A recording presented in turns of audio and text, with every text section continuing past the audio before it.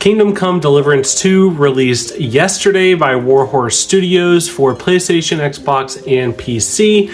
I've been playing it and I love it. First of all, if you're not familiar, Kingdom Come Deliverance 2 is a very slow-paced, very authentic, historically accurate, realistic, immersive, medieval RPG. So notice how I didn't say fantasy. That's because this is a grounded and gritty game. This doesn't have magic. It doesn't have dragons or monsters or magical spells and, like all enchanted items, things like it doesn't. It's not Elder Scrolls. It's not Zelda. It's not Final Fantasy. It's not Dungeons and Dragons.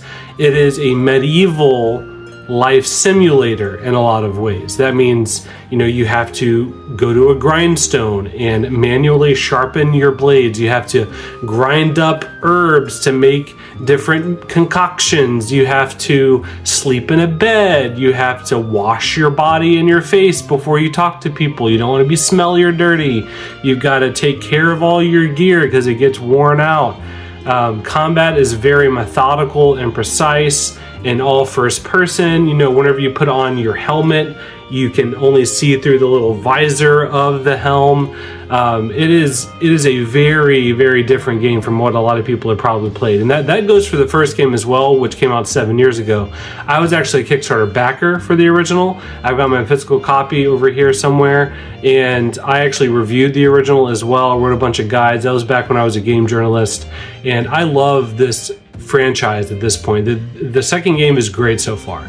So I highly recommend checking it out. I've been showing gameplay up here that I recorded off my PS5. The game is gorgeous. The game is extremely fun.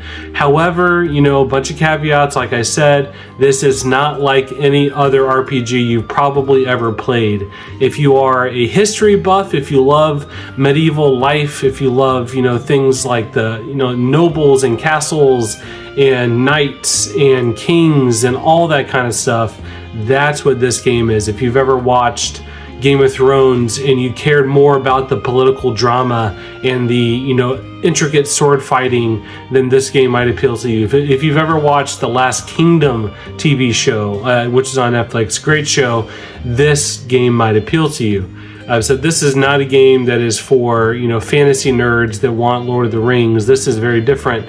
However, I think it's very good. So I think you should give it a chance, look it up, look into some gameplay, watch some reviews, all that good stuff. Definitely recommend it if it's your jam. I am loving it.